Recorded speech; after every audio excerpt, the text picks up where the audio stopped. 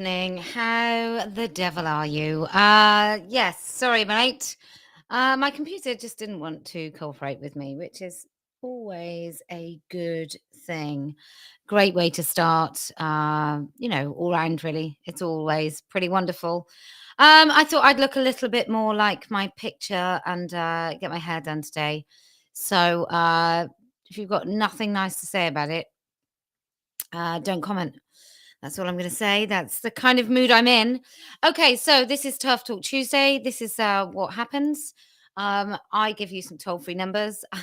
I also actually switch the phone lines on, and we all pretend that I'm absolutely superb at this, and we just forget that I keep messing up all the time because we're good friends. Okay, so you can call if you're in the United States of America. You can call toll free 0877 729 1771. If you're in the UK, it's 0800 058 4204. I'm going to get this straight away. Hello, good evening. You're through to TERF Talk Tuesday. My name is Kellie-Jay. You can say who you are, you don't have to. What would you like to say? Sorry, I'm a bit confused because I've got you talking. Yes, you've got me talking on YouTube because YouTube is always a little bit slower than the phone line. Okay, so, yes, so, hi. Hi.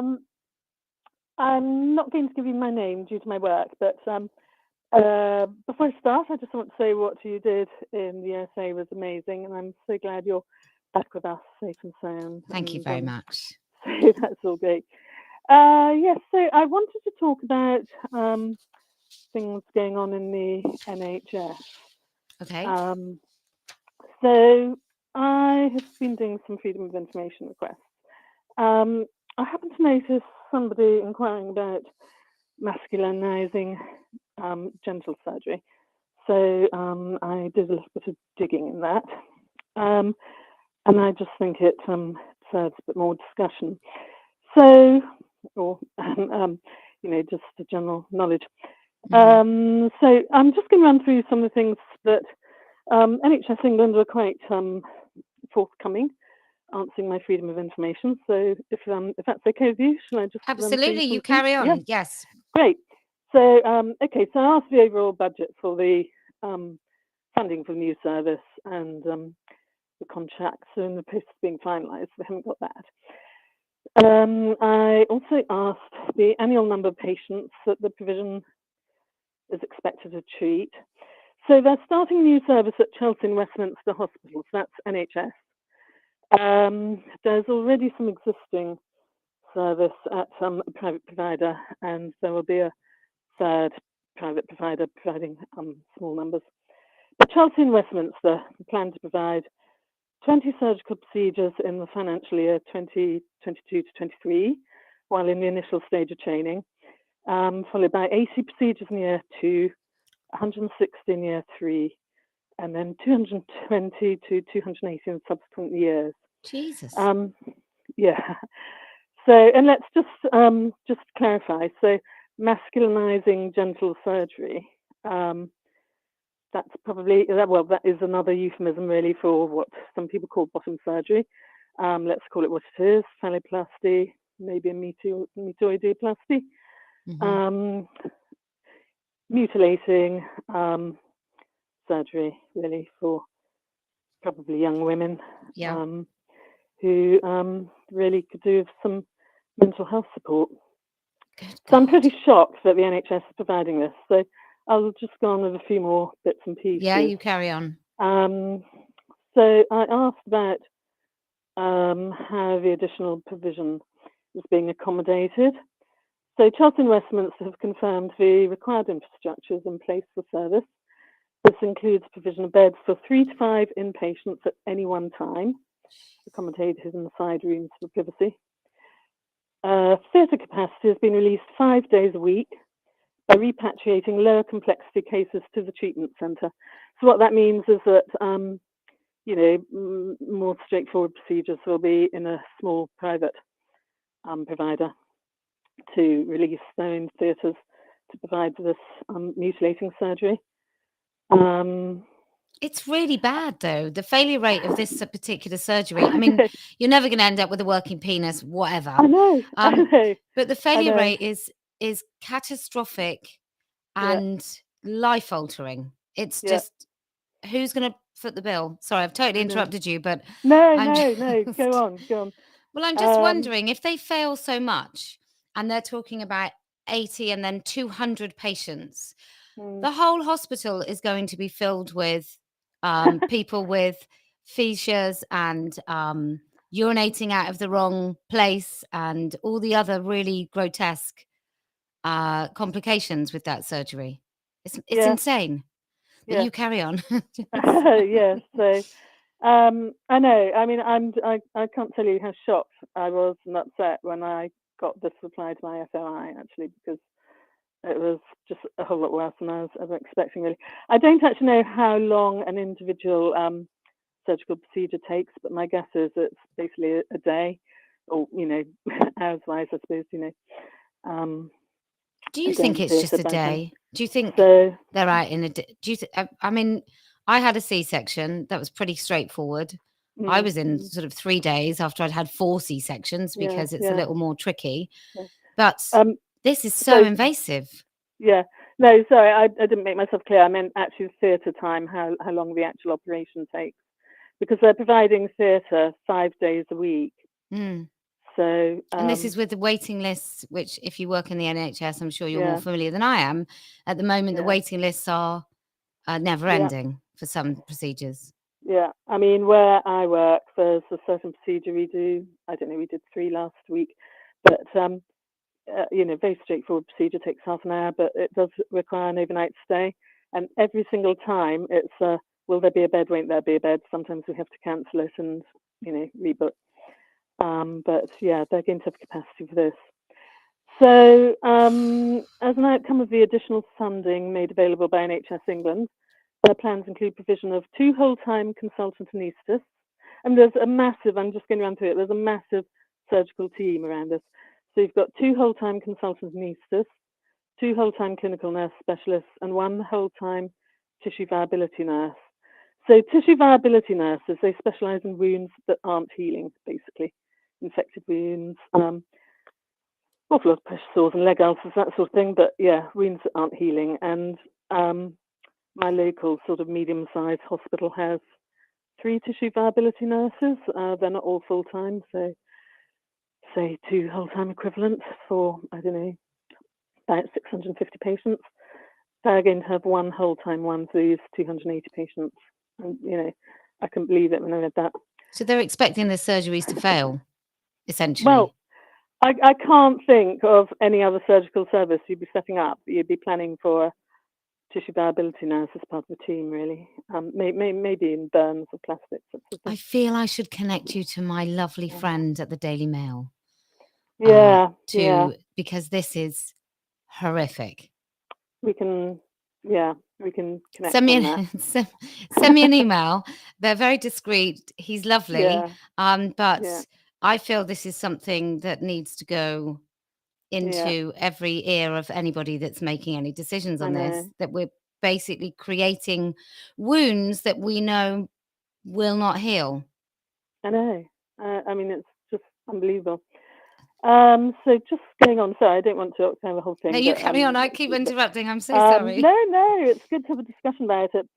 So, so I asked, are the 2 new surgical teams dedicated specifically for this surgical service, or are they part of the other teams providing support? So Chelsea and Westminster, I'll just, never mind the private ones, they're doing lesser numbers.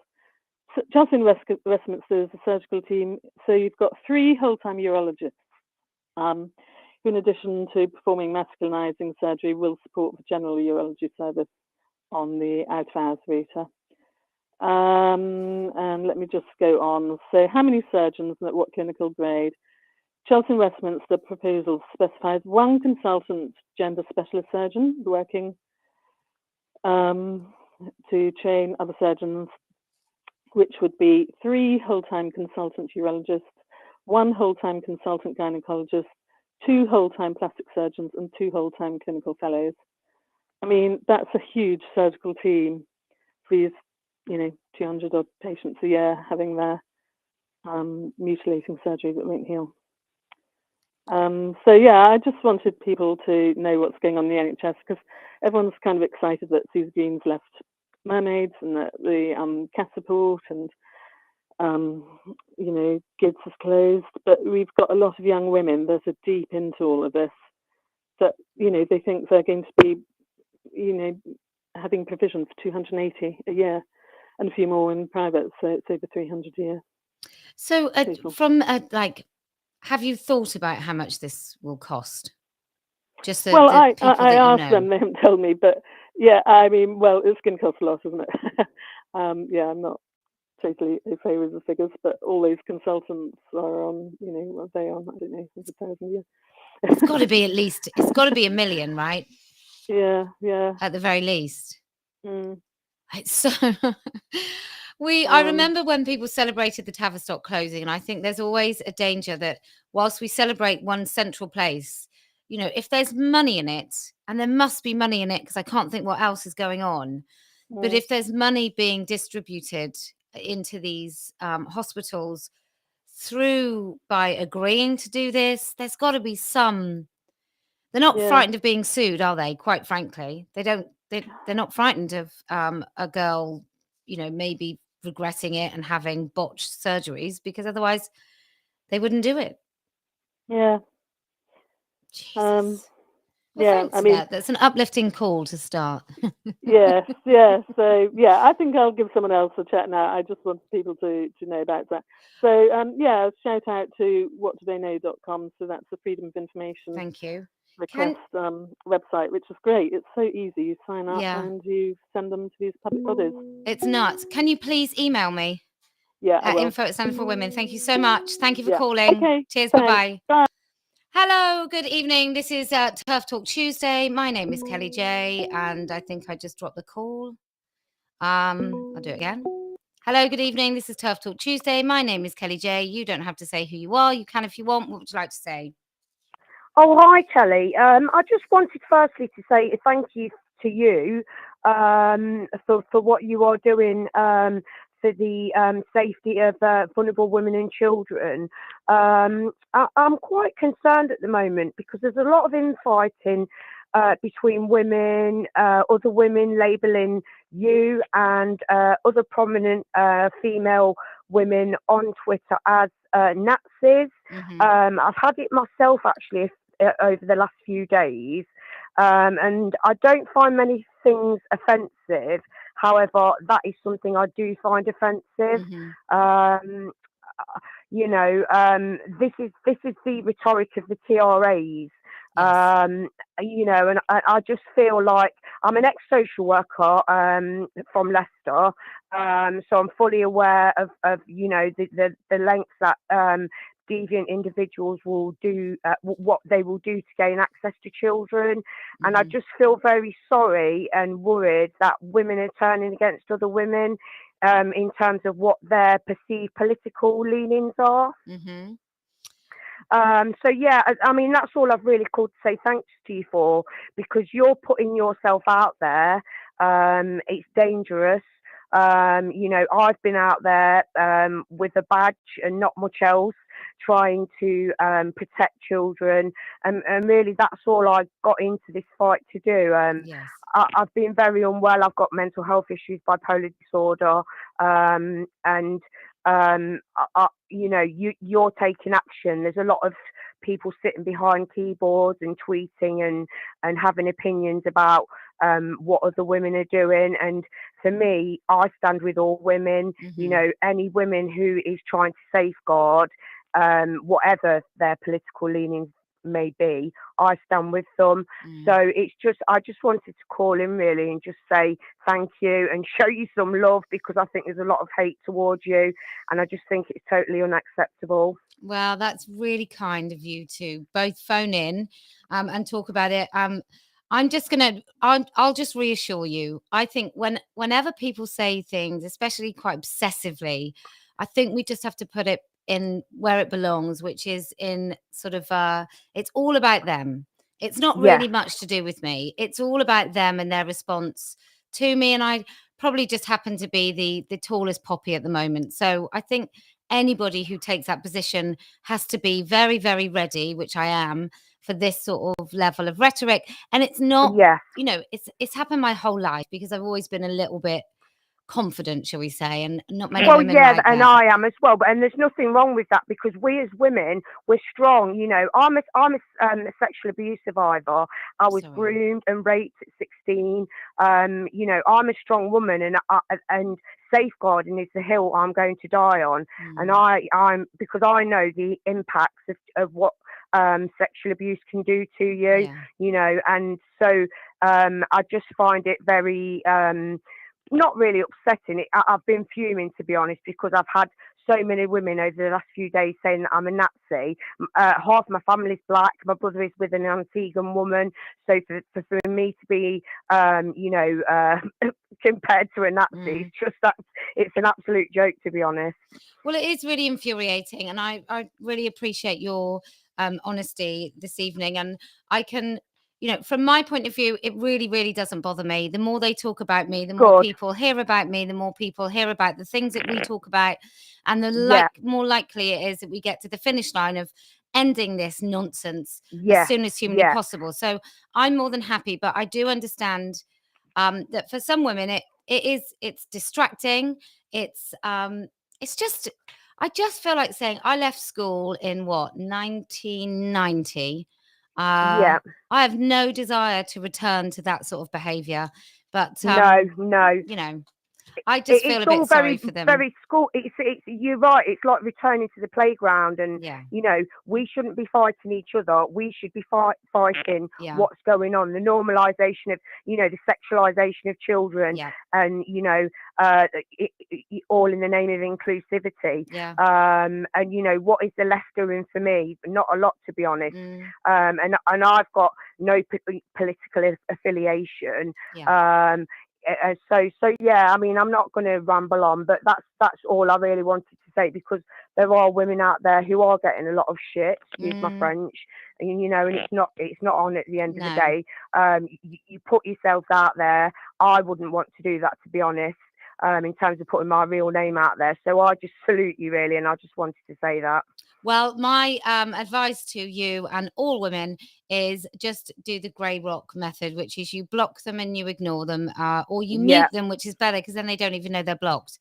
Yeah, I mean, I just can't be asked with arguing with them, because I think you and other women have got a lot of patience. I haven't, because I've just got no time for that kind of thing. So yeah, thank you. Keep up the good work. I'm glad you're on my side. Hoping, yeah, and I'm hoping that you will bring the event to the East Midlands, because I think it's really needed around here. I definitely want to come to Leicester, because Leicester, that's where I am. That's where you need to be. Oh my gosh.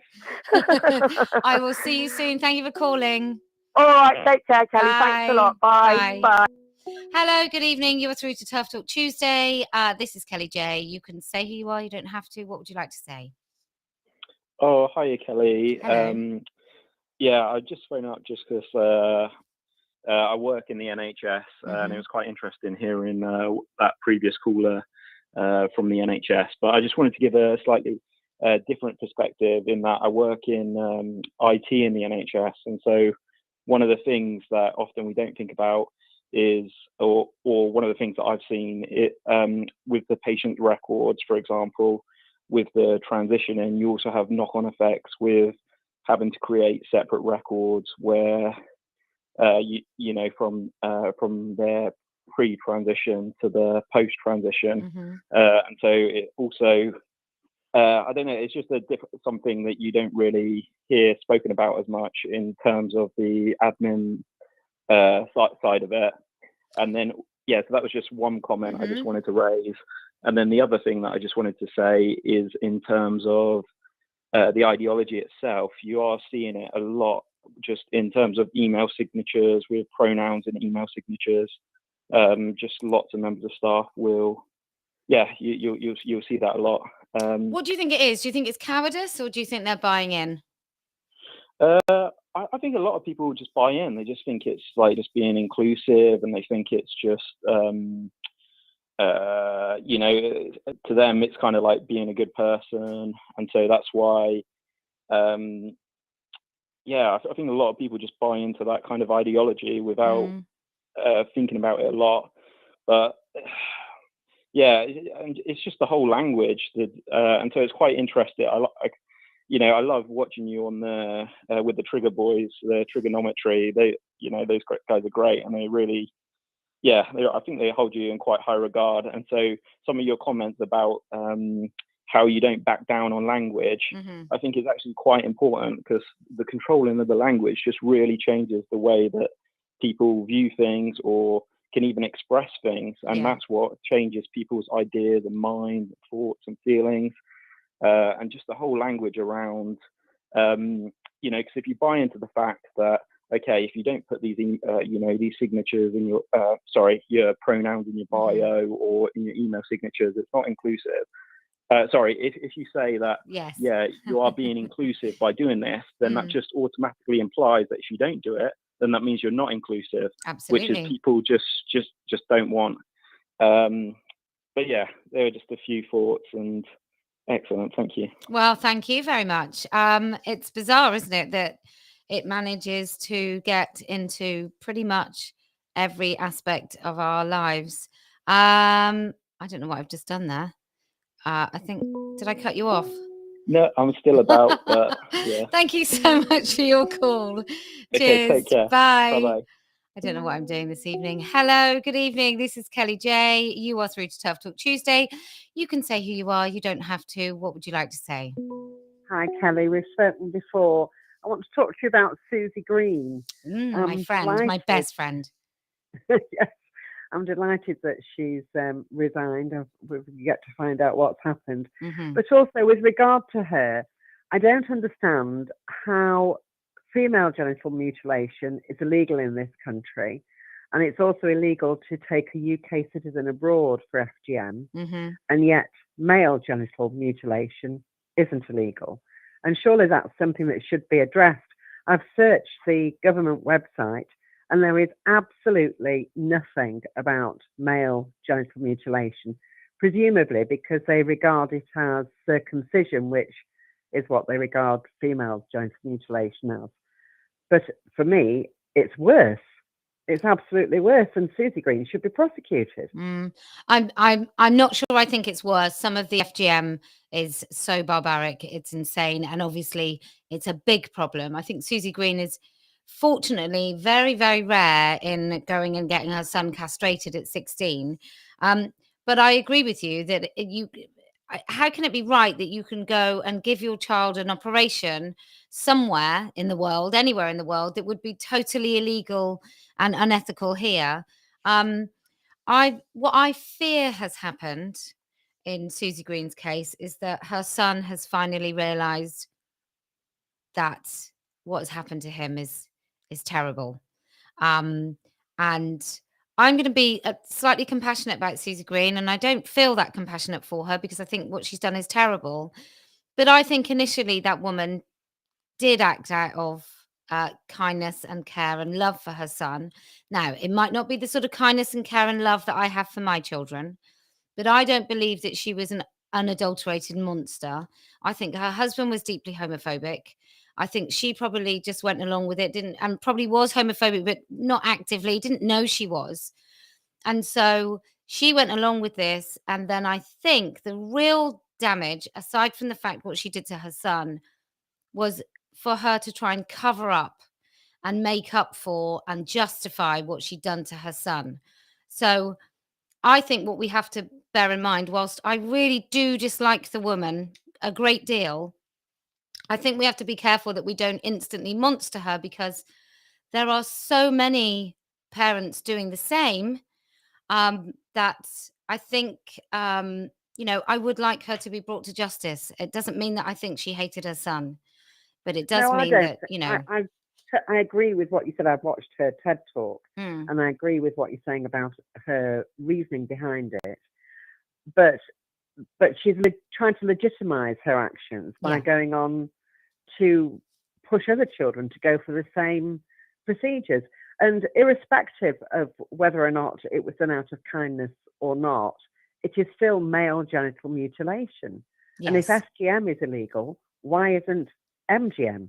Well, you just wonder, don't you? I don't know. I mean, personally, I have strong views about doing any body alteration, religious or not, to any child. I think that I just don't see why you would. I don't see how we're still justifying that. I really have quite a strong view on keeping children's bodies perfectly intact unless it's medically 100% necessary. But yeah, I totally agree with you. I have no idea how she got away with it at all, or even getting him the drugs when he was age 12 that were at that time not available in this country. It just seems peculiar, and extra peculiar on the basis that I've met parents of children with profound, like debilitating epilepsy, whose kids get tested to make sure their parents haven't given them medical marijuana, which they know would actually help their children. So on that basis, it just seems this whole trans ideology is something really, really special in that you can literally get away with mutilating your kids. But yeah, it's just appalling. Mm, It's appalling. really is. Have you considered doing a TED talk? I don't think they'd have me. I'd talk to anyone about anything at any time. At any time. I think they might. I think they might. I'll do it. I'll do an anything. Get you a huge audience. Well, I would love to. I accept most invitations. Not often wisely, but I accept most invitations. If they ask me, I would do it. But I think you have to be invited. I don't think you can ask. Well, I shall recommend you. Well, thank you so very much. And then when if there's a fee, we'll split it 95% for me and 5% for you. That sounds fair. Thank you so much for your call. Okay. It was really lovely to talk to you again. Okay. Bye. Cheers. Bye-bye. Okay, so this is TERF Talk Tuesday. Look, don't be thinking that I'm going to share any glory or money with any one of you, even if you get me a TED Talk. Good afternoon, good evening. Sorry, this is Kellie-Jay. You are through to TERF Talk Tuesday. You can say who you are. You don't have to, but what would you like to say? Hi, Kelly. It's that Anna from YouTube. Hello, that Anna from YouTube. How are you? Haven't seen you for not a too while. bad, darling. How are you? Yeah, sorry. It's been single mum and low income. It's been a bit tough. So I haven't been able to come up to Speaker's Corner, but I've been watching them. And well, maybe just don't have any heating or food, and then you can come. Yeah, no worries. I could do that. I could lose a few pounds anyway. Oh, yeah, I was just, that's seriously great. Now, I don't know what's happened with her son, but obviously this kind of monstrous organisation, at the end of, to me, whether you're religious or not, it is demonic what they've been doing. 100%. Have you considered maybe going to do a Speaker's Corner at Leeds? Because that's where they're based. That's where I got arrested and put in the cells. Oh, was it? Yeah, I went to university there. I love Leeds. But yes, I'm definitely thinking about doing another one up there. Either a Leeds or a Sheffield, but probably I did Leeds last time, so maybe Sheffield this time, especially if Eddie gets picked. But Newcastle's January, so maybe I'll do Leeds and then Newcastle or Sheffield and Newcastle in one weekend. Yeah. No, I think it's just, I'd certainly like to see the kind of materials they've been putting out. Like, do the public genuinely know that this is kind of active? Their headquarters are based in Leeds. And it's just like, well, actually, this is the organisation that's trying to mutilate your kids. Yeah, I think I've got to a point now where I've got absolutely zero tolerance for it. Yes. And oh God, no, absolutely. I'm just done with the whole thing. When did you reach that point, though? That Anna, I'm going to say it was years ago for you, surely. Yeah, it's a couple of years ago, especially after I lost my job. Yeah. As a result of it, I mean, I'm going to court. I've had a schedule loss done, and it's fairly substantial. It's just a case of winning it. But after I got, it was a hate campaign basically to get me out. And it's just like, I don't take kindly to people doing stuff like that. So going after them, but it's just. So have you got legal aid to do that? Free Speech Union have been absolutely fantastic. Oh, nice. Yeah, nice. But good luck. I want to see them all taken down, because I think what needs to happen is for people to get support with what is known as gender confusion. and Mermaids is not the one. They have an agenda. All these places have an agenda. I don't even trust the fact that they've gotten rid of Tavistock and are now putting it across the country, and they're talking about, oh, it's a holistic approach. Like, holistically, they're going to mutilate you. Holistically, they will mutilate you and get rid of your sexual function in a holistic way. It's not just it's not just a focused, localized way anymore. It's a holistic kind of mutilation of the entire self. So I don't know what you're worried about that, Anna, to be honest. I know. What could I possibly be worried about? More indoctrination, maybe? Just all of it. I don't even want to put my daughter through the school system. No, it is shameful. Look, you're doing your stuff. I'm doing my stuff. We're doing our stuff. Everybody's working towards this. This is going to be the first country to totally have it and then get rid of it.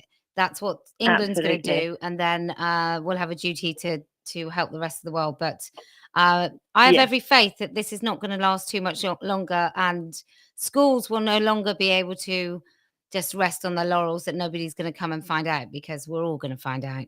And it's going to be hell to pay. Absolutely. But oh, yes. Really nice to talk to you.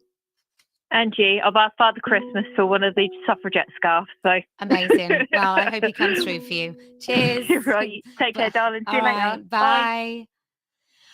Sorry about that. I missed that call. I am wearing a very awkward item of clothing. I do apologise profusely.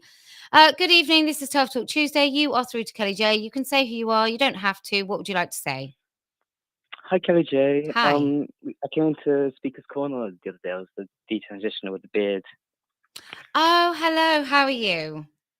I'm good, thank you. I realised something crazy yesterday, and I just wanted to tell you and tell everyone. Mm-hmm.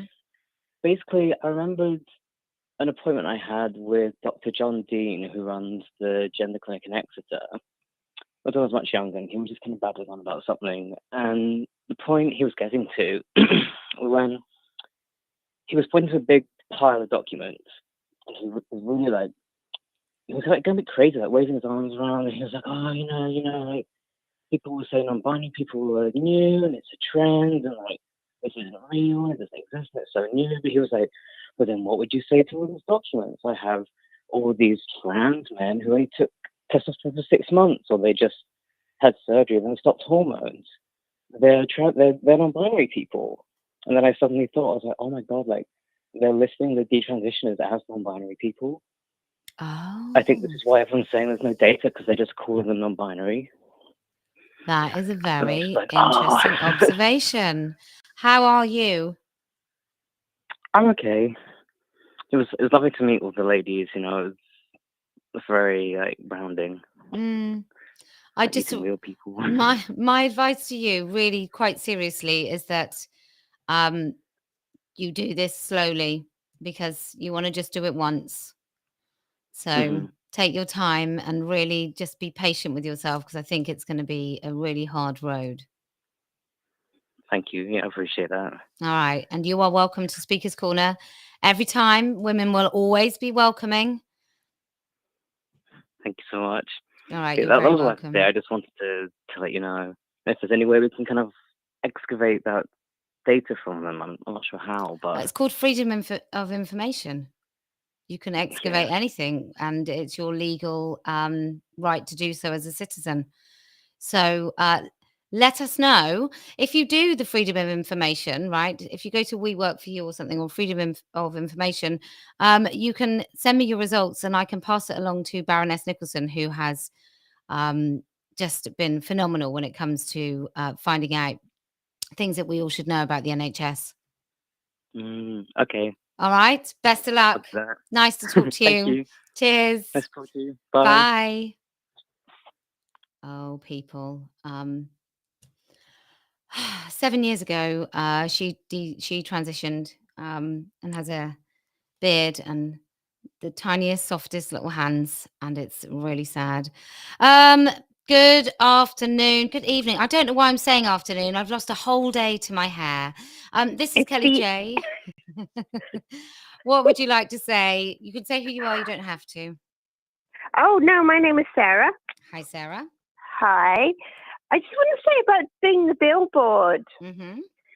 And just I've bought loads of stuff off you, and I live in Leicester, and just go out and wear it. Do you know, honestly, nobody says anything, but occasionally you do get some women who just go, hi, and you meet so many nice people. You meet loads. Honestly, just do it. It's nuts, isn't it? Like the first time I think it happens and someone just starts talking to you. I mean, obviously it's a little bit different for me, but when people, I've had so many emails where people say, I saw a sticker, or I talked to a woman in Aldi, she had a bag, and it's amazing.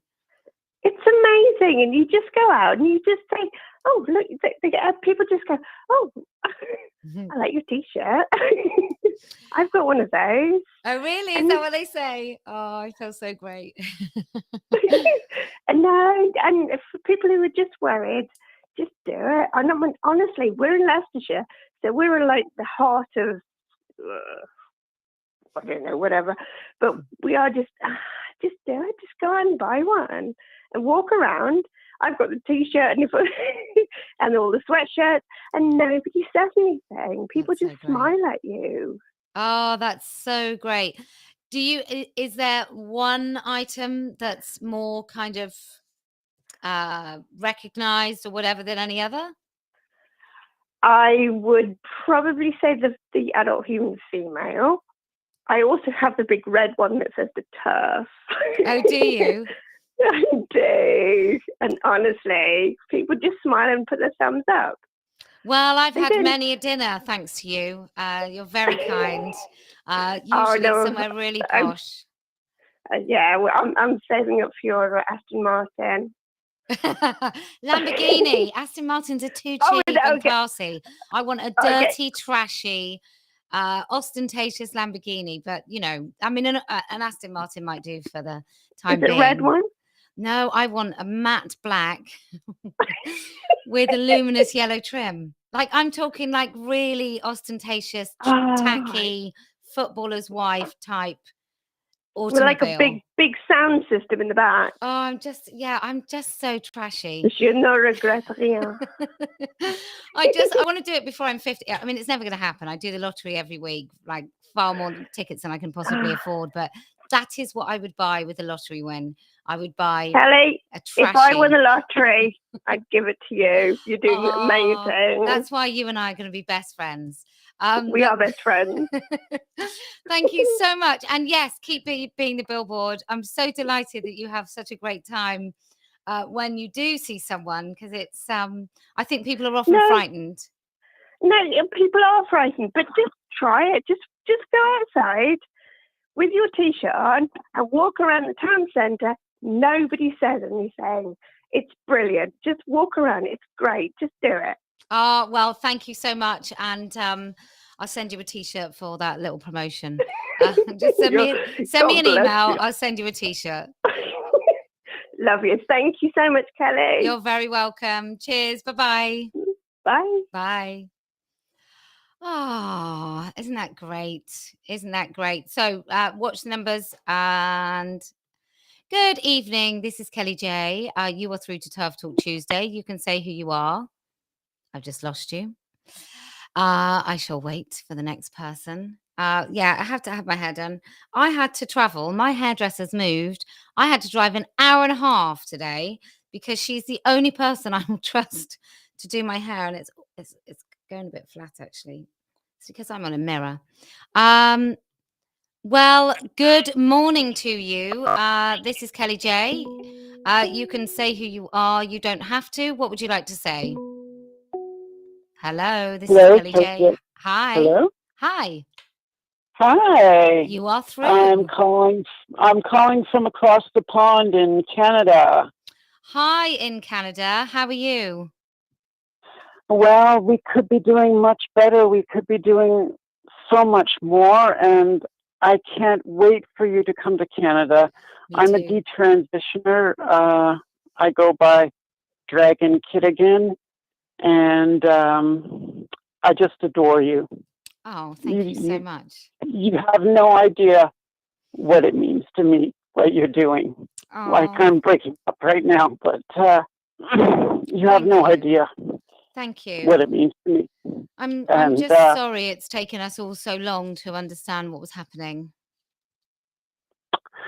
yeah, we were all asleep at the wheel, I guess. Well, some of us were. I mean, I've been dealing with this for 40 years.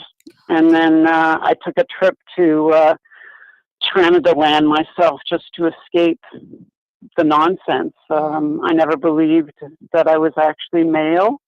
I just wanted to escape all the woman facers who were attacking us they just didn't want to pee. They were not just wanting to pee for years. They've been attacking us in women's bathrooms for decades. And lesbians were the first ones on the call, on the ball, and nobody listened to us because we're just lesbians complaining about men. And why should we have the right to have a Michigan Women's Music Festival where we could all get together, whether you're lesbian, bi, or straight, and feel safe? Yeah.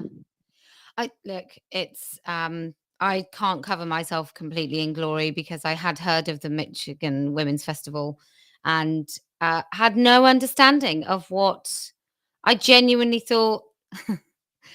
I genuinely thought in 2013 a person that called himself a trans woman was some meek, pathetic man who just wore women's clothes and didn't bother anyone. I don't think many of us, until we peak, have any idea about what is going on and how long it's been going on and how many women have been harmed by this ideology. So, you know, I didn't know anything about this until 2015.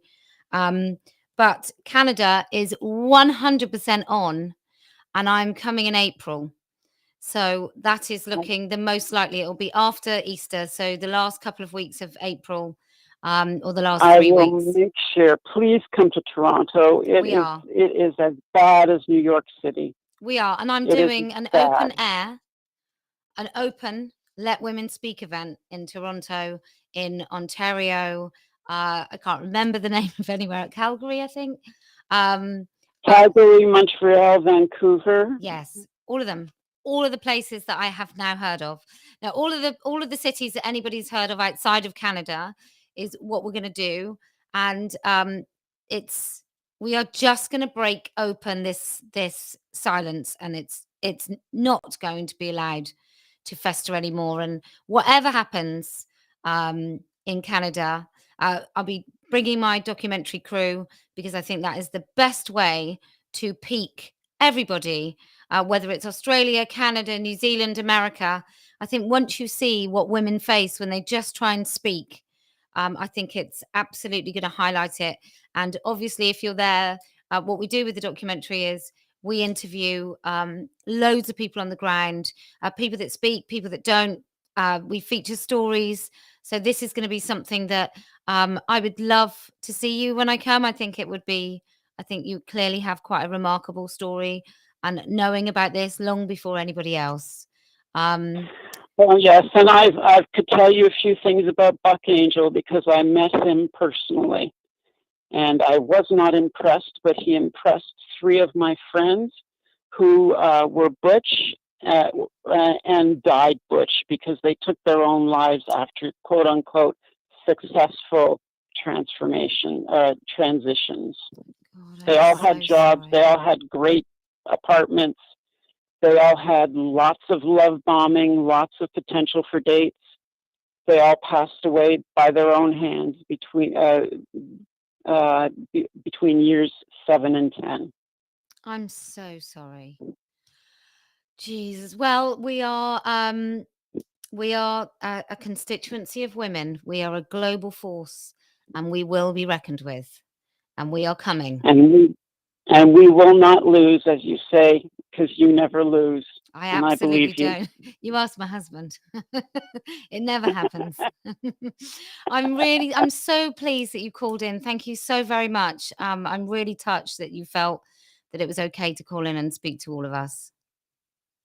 Thank you, Kelly. Thank you so much. And thank you to all the women who help and support you too. Yeah, much love to you. I will look forward to meeting you. All right. Cheers. Bye. Hello, good evening. This is TERF Talk Tuesday. You are through to Kellie-Jay. You can say who you are. You don't have to. What would you like to say? Hi, Kellie-Jay. My name is Michelle. I am from New York. I just wanted to say thank you so much for coming to the U.S. and also my deepest apologies for the chaos that ensued as you were doing your visit. I wanted to thank you because this ideology can really creep up on you at any age. I had almost been identifying as non-binary, and your content and the women who I was exposed to through your message really helped me truly. And so you have an ally here in the U.S., and I'm looking forward to what the movement continues to bring. Oh, thank you. Can I just ask, while I've got you then, yes, what do you think it was that finally sort of turned the switch where you thought, actually, I'm actually just a woman, or rather, I am a woman, not just a woman. I think we're quite remarkable. Right.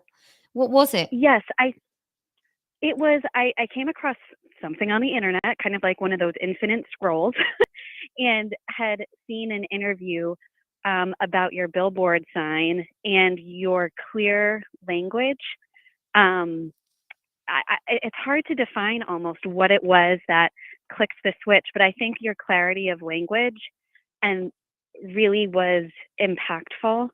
I think that being I guess in the middle of the millennial generation had grown up with just a lot of influence on television. A lot of my kind of heroes growing up were gender non-conforming, but I think because I grew up in an era where language such as trans or non-binary was used, that's what was influential. But Right. when you had said the clarity of that language, it really got me thinking.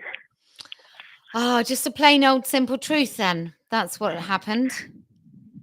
Yes, and I think that's why the language and law is so important. And I'm volunteering with different organizations and hoping to also get some resources for people who want to know what the laws are for single-sex spaces throughout the United States, so we can continue to be clear in language and law, because many people I speak to do not know this is happening. So again, thank you so much for that, and I'm happy to volunteer and spread the message any way I can. You are very welcome. Thank you so much for calling in and your kind words.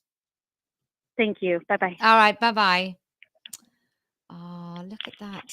Who knew that it's just the truth. Chantal with the 199 super chat. Thank you so very much. Good evening. You are through to TERF Talk Tuesday. My name is Kellie-Jay. You can say who you are. You don't have to. What would you like to say? Hi, I called last week. My name's Rose. Hi, Rose. And I'm so happy. So your stickers came last week after I asked who to contact, but they finally came.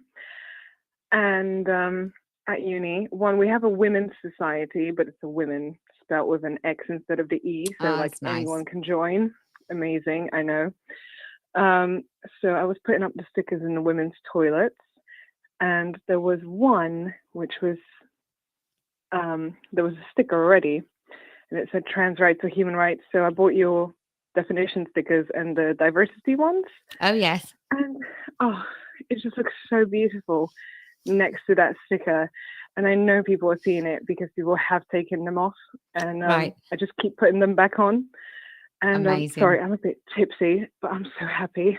Isn't it weird? Did you know past the age of 5 that a sticker would be so exciting? I know. Oh, I get such a rush. Dear. Yeah, it's weird because I'm a lot younger than a lot of the people that identify with you, and I get a lot of backlash when we speak about gender issues and all that, obviously sex issues. But yeah, I'm just so happy, and I asked for a hoodie for Christmas as well, so just gonna cause some more chaos at uni, which I'm just excited. That's so great. I've done some stickering. I'm always a little bit worried because I'm quite recognizable. So if anyone knew what the stickers were mine, but I go with my kids. Well, I don't, like, if I'm out with my kids, I don't take my kids stickering because I think they'd soon divorce me. But I can get a sticker. I'm just going to do it on a mug. And I can, have I got any stickers? I basically put the sticker back to front. So it's a sticky side sticking out. And then I can go past any blum post with my sticker and just do that as I go. Oh my God, I do it like I'm an actual spy. And so it just does that. And if I'm crossing the road, I can do it around a lamppost. I can do it sort of really swiftly on a bin. I do kind of feel like I should have been in some sort of spy movie. I feel like Bond or something when I just walk past and just cup things and just leave a little bit of truth on a lamppost. That's great advice, because I get a rush, but then I'm like, oh my God, what if someone catches me? But yeah, no. Well, you can just so like much. dance around, like you can just pretend you're so happy with life that you're practically dancing around a lamppost as you just cup it and leave a sticker. But also for all of you people that sticker, your good self, Rose, and everybody else, do take photos. You can send them anonymously via DM to our Twitter, and then we will put it up. If you don't want to be identified, you can say where it is, but we'll share it. I've got a picture of that. It was on like a hand dryer in the women's bathroom where there was that trans rights or human rights sticker, and I stuck 2 of your stickers next to it. And I just thought it just looks so poetic. I had to take a picture. So yeah, I'll definitely send it through. Well, perhaps I have to start doing student discounts. That seems complicated, but I will give it a go. And then no, I'm more than happy to pay full price if it's going to a good cause. I mean, I'm willing to pay for a Lamborghini Diablo at this point. Thanks so much. I feel it's going to happen. Enough people are talking about it now. I'm going to be disappointed if I don't get one by Christmas. But lovely to talk to you, Rose. Best of luck. So cheers. Bye. Thank you. Bye-bye. Bye. Hello, good evening. This is TERF Talk Tuesday. You are through to Kellie-Jay. You can say who you are. You don't have to. What would you like to say? Oh, hi. I thought I would be the 3rd caller from Leicester tonight. What the bloody hell is going on in Leicester? Are you not watching the football? Is that what it is? I've got it on mute. Okay, fine. Then I won't spoil it, but we're doing well. I'll just say that. Okay, well, you know, it's a politically dodgy thing to beat Iran, right? We want them to stay in as long as possible, but who am I? It's only football.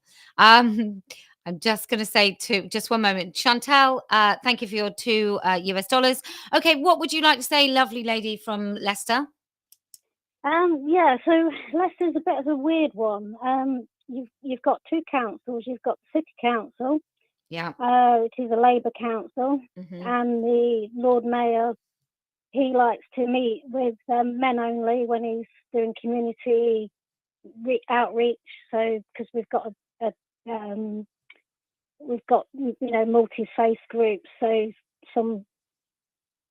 he'll meet with the men, but he won't meet with women because they sort of separate. So you've got them. Then you've got. Is he religious or is he just a raging misogynist? Like either way, he could be both. I think because the men are the community leaders, he only meets with them. He doesn't think, maybe the women don't want to meet with him. I don't know, but because I'm not from that community. Okay. But yeah. Nice. Yeah, and then we've got the Conservative County Council, and they are in the top 100 Stonewall diversity champions. Nice. And I actually work for that council, and it's a battle getting through sometimes because, like the caller earlier from the NHS was saying, you're being coerced, cajoled to try and put your pronouns in your signatures. Yeah. If anybody is from Leicester, or maybe they're not, if you go onto the Leicestershire County Council website, they've got a consultation open at the moment for the trans and non-binary policy. And obviously that is saying, I've had a glance at it, I'm going to get it done, but it's saying about using the bathroom of your own choice, that kind of thing. When you find it, if you want to share it with our lovely Twitter account or send it to me on Facebook, we can make sure that we put it up, or I can put it up with our members. I'm sure we must have a Leicester local standing for women group. I mean, there's 3 of you already that have called in this evening. Yeah, we'll all 3 of us will have to join, won't we? Yeah, so it's a trans and non-binary survey. You've got a dodgy council. You've got Tories who are paid up members of Stonewall. Yeah, and then the cherry on top is the police force. They too are in the top 100 champions, and they're the ones that they were the ones on, when you saw it on Twitter, they were the ones with the shields, the riot shields that were in the colours of the rainbow and the trans flag.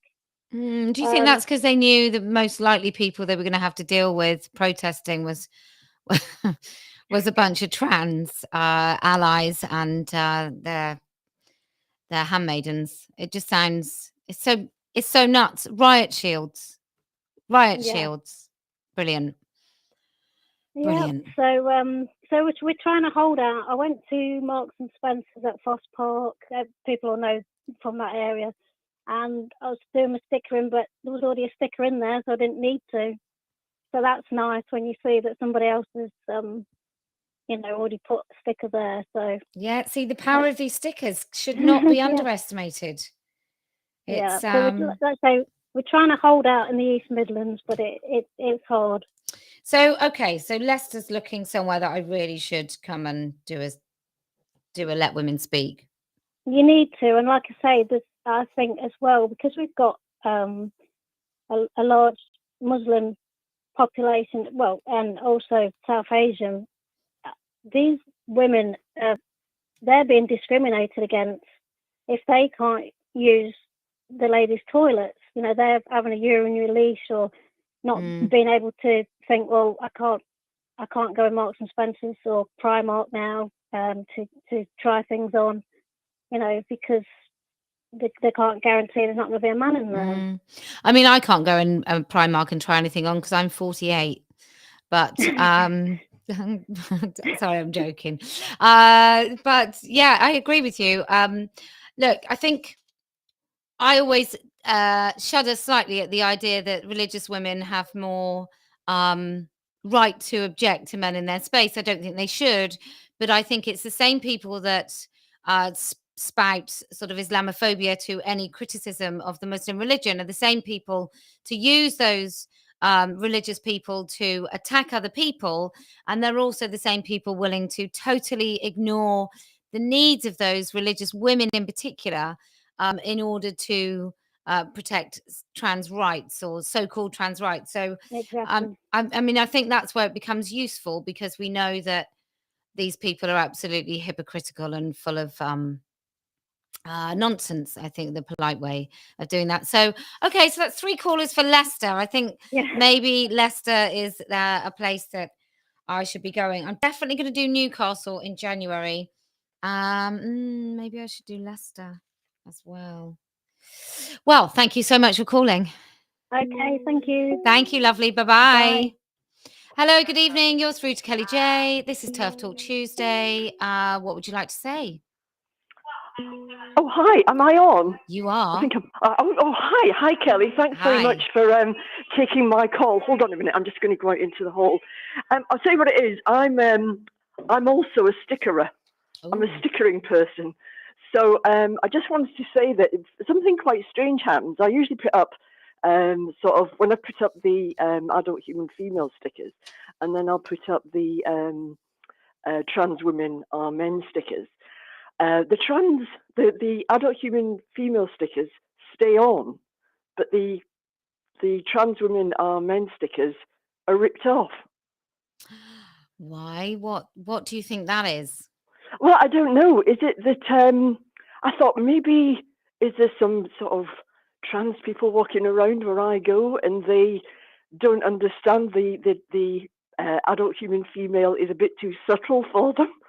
Do you know what I mean? Don't know. It's a very good dog whistle, apparently, I'm told. The dictionary definition of the word woman is only to antagonize men in dresses. So yeah, it's just weird that the stickers. I mean, I've got stickers around, and they've been there 3-4 weeks. They'll stay, and all of a sudden they'll just go. But when I sort of sticker it, and I'll go back a few days later, and it's still there, but the trans women are men stickers disappear. They're ripped off. It's very strange. So tell me tell for the people that have never done a sticker, that have never put, tell me how that works for you. What does it do? Why do you sticker? Why do I sticker? Well, obviously, I'm sick to death of all this, and I want to get the word out there, and I just think this is the way to do it. I just look round very carefully, and my husband, actually, he's sometimes with me, so he'll act as a lookout, and I just get that sticker on there, rub it down really thoroughly. Don't leave any fingerprints on, because I'm convinced it's a bit like the girl who was on before, the uni girl. You sort of do it, and then you think, oh my God, what have I done? But the more you do it, the sort of easier it becomes. You're still convinced there's going to be a policeman knocking at your door by tea time. But do you know what I mean? But that's what I just get the word out there, and yeah. I like that in a way we're sort of helping your marriage as well, because you're going out and doing something exciting with your husband. I mean, if you stick it together, you stay together. Oh, that needs to be on a t-shirt. Well, thank you so much for calling in. I love the idea of your husband looking out for you. Oh, he does. He's there with like a lookout, going, "Okay, it's okay." I love it. So when I slap it on and it's done. But listen, thanks so much for everything you do. I watched Sunday, and I just couldn't believe. What happened to you. Let them come. Let them all come every day of the week. Yeah, it's really well. Great Hopefully, for I'll be able to get to something very, very soon. So, anyway, thanks anyway, Julie. Kelly. All right. Cheers. Bye-bye. See you. Bye. Hello. Good evening. This is. Oh, am I accepting calls? Yes.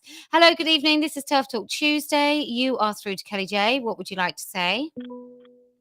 Kia ora. Good morning, Kellie-Jay. It's Michelle calling from Manawahine Koiro. Oh, good morning. How are you?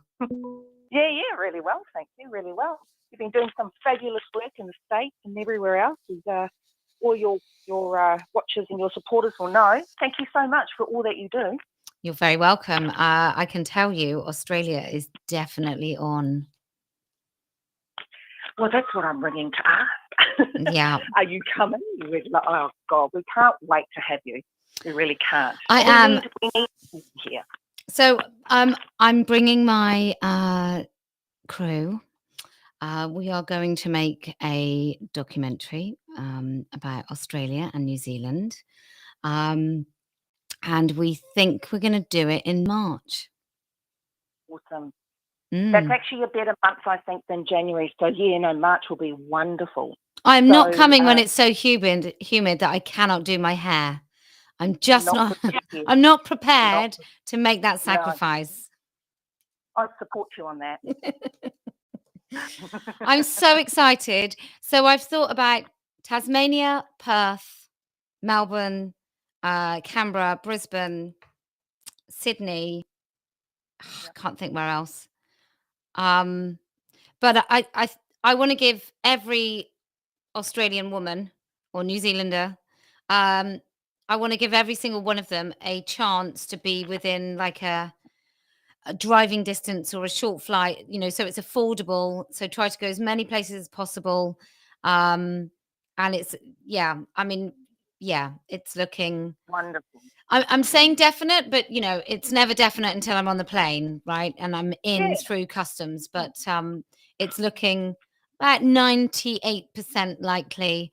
And I cannot tell you how much I'm going to hate the flight, much I'm going to be absolutely petrified of all the things that can kill me, but overwhelmingly just so excited. It's going to be amazing. It will be amazing. And look, I'm not sure if you're aware of how we have different laws per state, similar to America. But I live in, or rather, Women's Action Group are from what we believe, same as Tasmania, or we tend to refer to Tasmania as Transmania. but we have some of the harshest laws regarding what they call conversion therapy. Wow. So what they've done is the Labor state government actually, they got in again in the weekend because we had our state elections. Unfortunately, Labor got in again, which, to be honest, wasn't really a surprise. But the laws here, there's a plethora of jail sentences and fines, and not just for individuals, but for corporations as well. What's happened to Australia? I have no idea. Like, I've been living, I was raised back home in New Zealand, but I've been living here for almost 30 years now, Kellie-Jay, and it has gone from being quite a really just friendly, down to earth kind of, typical Aussie, straight to the point, self-deprecating humour, to everyone's uptight. And so it's coming from America. It's actually coming from the place you've just been to. Well, everything's coming from America. It's so utterly devastating. But I just think of, like, I would have said 10 years ago, where would I like to go and live? I would probably like to go and live in New Zealand, Australia. I can't stop doing that. It's probably really offensive to New Zealanders, so I am sorry. It's not. Actually, it's not. And Canada, I would have said that those were really liberal, lovely, wonderful places. And then I reflect upon Jordan Peterson, who apparently we're all supposed to dislike. And he says what happens when the left goes too far. And I think we're finding out this is what happens when the left goes too far. Yeah, absolutely. Absolutely. And it's frightening. Nuts. It really is, because, everyone here, well, not everyone, but where I live is in fact a safe conservative seat, since, as my friends who were born and raised here say to me, they're like, it's been a safe conservative seat since the Romans, Michelle. so they've never had Labor in here, and I'm so glad for that. And I know that sounds really it might sound like I'm being a bit over the top, but I mean that seriously. Like, there is a marked difference. I live quite a few hours drive away from Melbourne, and I don't know if it's just being used to this, regional lifestyle where everything's pretty easy going, but you go there and it's like in your face almost. Yeah. In Melbourne, I'm talking about, sorry. Well, I think it is everywhere. I think that's exactly what it's like when you go to Bristol. When I go to Bristol, so that would be, Bath is my nearest city, but it's a very historic city. It was built by the Romans. There's a Roman bath there that's got like a natural hot spring, and all the buildings are huge, sandstone, stunning. It's not too woke. Bristol, on the other hand, it's got a little bit more money, new money, and it's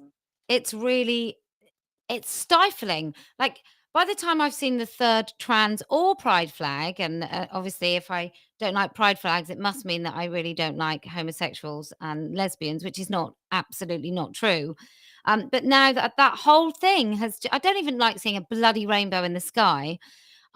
Now I'm just reminded that women don't matter. Yeah, well, that's exactly right. Everything that represents their ideology is just everywhere in your face. And it's all part of the indoctrination process as well, Yeah. So, So, look, I won't hold up any more. I'm sure that other women are desperate to talk to you, Kellie-Jay Keen. I like that a lot. So I'll let your lovely self go. Have a wonderful day. And thank you so much again. We can't wait to see you. Michelle, are you in touch with the lovely Jane Austen with Locals? I certainly am. Yes, good. Okay, then I think we're going to arrange a Zoom for you lovely Aussie ladies, or ladies in Australia, sorry, so that we can really get planning. I just want this to be women-led and women organised, and I want everything that happens to be all about us women and what we think is best, and then that saves any men getting involved. Sounds good to me. I'll be there. All right. Look forward to it. Cheers. Okay. Bye. Bye. Oh, I can't wait. Hello. Good. I'm going to say good morning. No, good afternoon. This is TERF Talk Tuesday. My name is Kellie-Jay. You can say who you are. You don't have to. What would you like to say? Hi, Kellie-Jay. You've got TERF Mail again. Hi, you've got TERF Mail. How are you? I am well. How are you? Yeah, I'm really good. Thank you. Really good. Excellent. I don't want to take a bunch of time because I know there are so many other ladies who want to get through, but a heads up for Canadians, the Status of Women Committee is inviting the public to submit written briefs for its study on the participation of women and girls in sports. Wow. Which means we have an opportunity to write letters to the government. They will get published publicly. Yay. Yeah. And we'll actually get to have some kind of public input into what is happening with girls and women's sports in Canada. I'm so stoked about this. I can't believe it. So it's a chance. Can you send that to me, or can you put it in the chat, and then our amazing moderators will also put it in the chat, and then I can also put it in the description of this video. And I will also, if you email it to me, I know this is many an ask. If you email it to me, I can send it out to the members of Standing for Women and put it on all of our social media. So it's as many people as possible can fill it out, and then maybe you can't be ignored. Yeah, the deadline is December 15th, so it's coming up. Okay. If people want to go to my channel, I made a video about it, and then I made another video that has my letter in it in case that somebody is like not very good at letter writing. Okay, and your channel is? You've got TERF Mail. Okay. It started because I had read a letter to Amy Souza once that I had written to the Alberta Health Services, and then some guys in the comments were like, oh, I love that letter. And then I realized, oh my God, I actually need to do something other than tweet all day. And I need to get more active. So I made my strange little weird punk rock YouTube station, but I will also send it to you. I will put it in the comments, and drop by my channel, ladies, if you want to know the details on how to let the Trudeau government know how we feel about boys and men in our sports, which is no bueno. I mean, look, he might be busy. He's got black face, woman face. He's got a lot of faces to deal with. Maybe he won't notice. Kellie-Jay. What an absolute... I don't even know what to tell you. The euthanasia thing coming out. Oh no, don't. It's all too bad. I know it. The euthanasia. No, it is too bad. This is going to be like radio show, Colin. If my TERF best friend is listening, she wants to move to Kenya now because Kenya is having none of it. Don't blame her. She was like, going to retire. As a Canadian, right? Let's say I'm a Canadian, and let's say that I don't even mind drag queens. Let's say that I've had some sort of full frontal lobotomy in which I forget that drag is misogyny and vile sex kind of characteristic caricature of women, and I'm okay with drag. I still don't want the man running my country to do a primetime titillating TV show. I still don't want that. It's mad. I have so many theories on what has happened to Canada. One, we're really cheap to buy because the US dollar is worth like 30 cents more than ours. So if you wanted to do a psyops and grab the country that's right next to you, that US liberals look up to as being the future, right? Canada is supposed to be awesome. We're super friendly and we're super nice and we're super progressive. So you can come in with the Arcus Foundation, set stuff up in Vancouver, start psyoping Canadians. And our Achilles heel is this idea that we are kind and nice. Yeah. And we are not. We're just not kind and nice. We have lost our minds in this attempt to be performatively kind. And nothing will stop us. So I guess Trudeau goes on the drag show to say, like, look how wonderful and inclusive we are. But it's a false flag. We help the American left think that what they're doing is great because Canada, the Peace Corps country, the Vietnamese boat people country, the people that took the draft dodgers, the great liberal country to the north is doing it. We've got healthcare. We're just awesome. And we can totally sell that idea. We are patsies. It is the worst. It is the worst. I think what you did in lockdown, what you did to truckers, I think everybody should be very, very, very afraid I think it's one of the most, and also you had, I think, I think it was your army that had the Chinese go in and either get trained or learn from the Canadian army on how to run their military. So all your little secrets were being shared with the Chinese army, because one thing we do know in 2022 is you definitely must trust the Chinese government. Well, I mean, I could talk all day, Kellie-Jay. If you wanted to undo Western civilization without a war, how would you approach that? What's the cheapest way? Is it with having two kinds of TikTok? One that you ship out to the Western world that has anybody can do anything all the time, and then the TikTok that you have in your country for kids under 14 where they have a monitored time and a monitored lesson? Like, it just seems so obvious to me that if you wanted to overturn democracy and sensibility and everything that's gotten us everything that we have, that would be the easiest way, is to get to the youth and start to break them down to where when I was a girl, we were going to overthrow the man. Yeah. And now none of these kids have the idea. They want to sign up with the man. It's not like the Chinese. Look, the Chinese have never used the youth before to overthrow a regime. They've never used the youth. They've never used propaganda.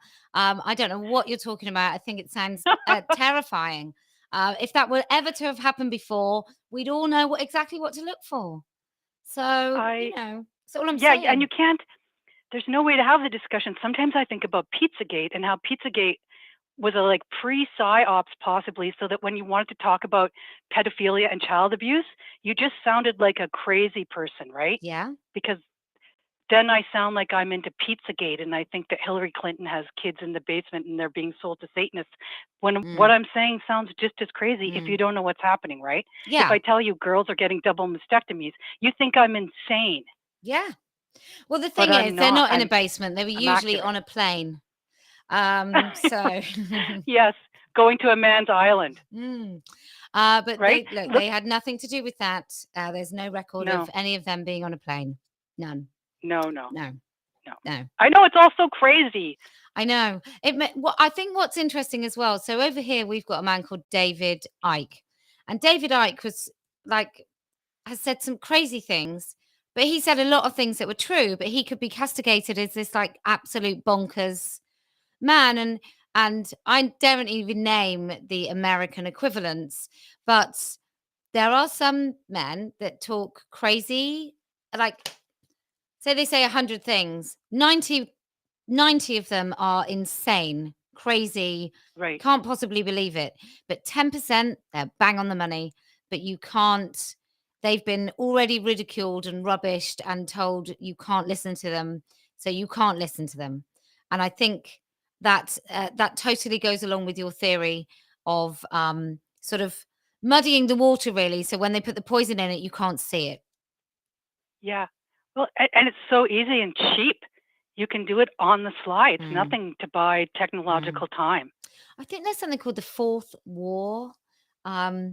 It's a really dense, difficult read, but it's all about the information war, and it's all about, it's all about China. It's about Taiwan. It's about the reason that the Chinese don't invade, and while they're sort of stirring up this stuff in Hong Kong. But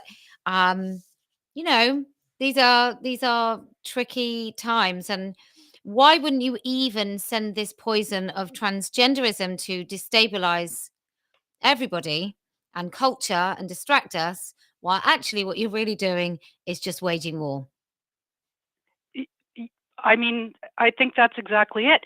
How can Western civilization rise to the challenges of the future if it's being hamstrung by its own youth? We can't.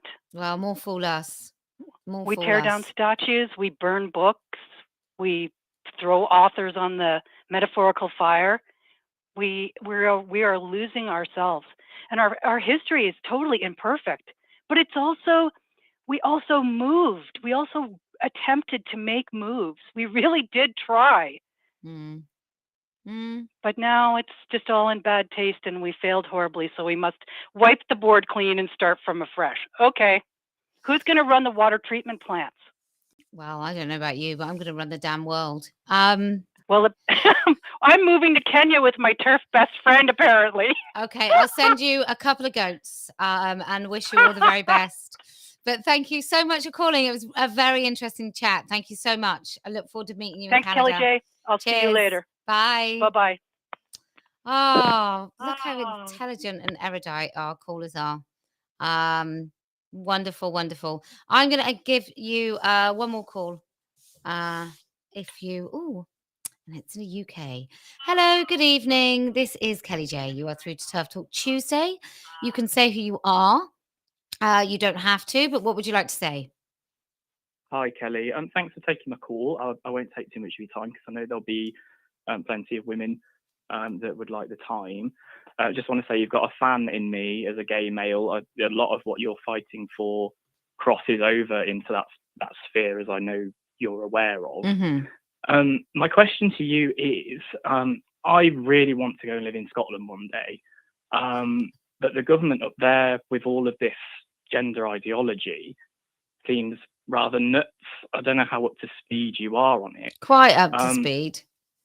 Yeah, I imagine you are, but I was just wondering what the appetite for your work is up in Scotland, because I see a lot of politician pushback actually, and not much media coverage overall, but I don't really hear much of the Scottish opinion at all. There are some very, very hard-working groups in Scotland who are, what they are doing is a totally different approach to me. So they're doing the sort of the work around political posturing and legal and those sorts of things. So in February, the first weekend in February, I'm going to go and do a speaker's corner in Glasgow, and let's bring out the public and find out what they think. I think that is the best way. I'm not saying it's the only way, but that is the best way to pull people into the debate as far as I'm concerned. That doesn't mean that I diminish anything that anyone else is doing, but I just think what my role in this is to bring people kicking and screaming into the debate. So that is what we're going to do in February. I think most people, regardless of where they are in the United Kingdom, have no idea what's going on. No idea whatsoever. I went and got my hair done today. I don't know if you noticed, but I went and got my hair. Thanks so much. Oh, it's so kind of you to say. So I went and got my hair done today, and I talked to all of the women and the hairdressers about it, and they didn't. The only person that knew was a lady in her sort of early 70s who had a grandchild who'd come home talking about this stuff. So nobody else knew. If they didn't have children at school, they weren't aware. So there were sort of 30-year-old women who hadn't yet sort of sent their kids to school. So yeah, I think there's an appetite once they know about it, but at the moment they have no idea. But I think as a look, it can't last. No, it not just at all. can't. Especially Scotland was where the female inmate was raped as well, wasn't it? Not too long ago. Yeah. No one cares. And for them to try and push legislation through after something like that is just horrendous. Like, I can't believe they're doing it. Well, sometimes you have to think about, like, why are they doing it? Why would anyone do it? Money, power, personal investment. So, say, for example, if you were actually really in politics and you didn't tell anyone that you weren't heterosexual, you're actually a lesbian married to a man who loves cross-dressing and has a fetish, and he's actually pulling a lot of the strings, because what he could do is he could tell anybody at any point, I'm not saying this is true, but he could tell anyone at any point that you're actually a lesbian. And you're a deep homophobe, which is why you're happy to transition and you're carrying internalized homophobia. I'm not saying that's true. I'm just saying that seems like a possible explanation as to why any politician would push this stuff through. It's either money, or it's power, or a little bit of both, or it's personal circumstance or investment, or you're just plain evil. I mean, aside from that, I don't know what else we could possibly suggest. But like I say, I have no idea if any politician at all, England, Wales, Scotland, or Northern Ireland, fits that category. But I think it's a interesting explanation. What say you? Well, definitely. I think you going up to Scotland is going to be a massive boost for the women up there. I think just because the media are not displaying their voices, it's all very much Parliament based, and they're saying which politicians support which angle. Yeah. But as you know, people on the street are not getting their voices heard at all. So I think you might change that, hopefully. Well, I hope so too. It would be. It's just really rubbish that the Scottish women have been working so very hard, and they keep being ignored. But then, you know, the Times up in Scotland is on their side. It's just, it still feels like it's an issue that isn't very well known. No matter what these women do, you know, even they've got J.K. Rowling living in Scotland and tweeting about them, and yet the politicians are still happy to ignore them. So I think we've just got to make it impossible for any politician to continue ignoring them. But thank you so very much for your call. You are the last caller of this evening. Oh, thank you, Kelly. You're very welcome. Cheers. Bye-bye. Bye. Okay, you beautiful people. I am positively boiling in a room that I forgot to switch the heating off earlier. So I am hot, very, very hot. Thank you to each and every person who called in this evening. Thank you for you lovely people who are joining me this evening. I am going to say to you all, if you can put your divisions aside, every last one of them, no calling anyone Nazis. Come on, ladies. It's not very nice. If you can put your divisions aside and you can join with each other, knowing that together we are stronger, then I promise we will win. If you can focus your eyes on the prize, then I promise we will win. If you can, above everything, know what's damn well good for you, then I promise we will win. And do you know why else we're going to win? Apart from my great new hair. Do you know why else we're going to win? Because I can never lose.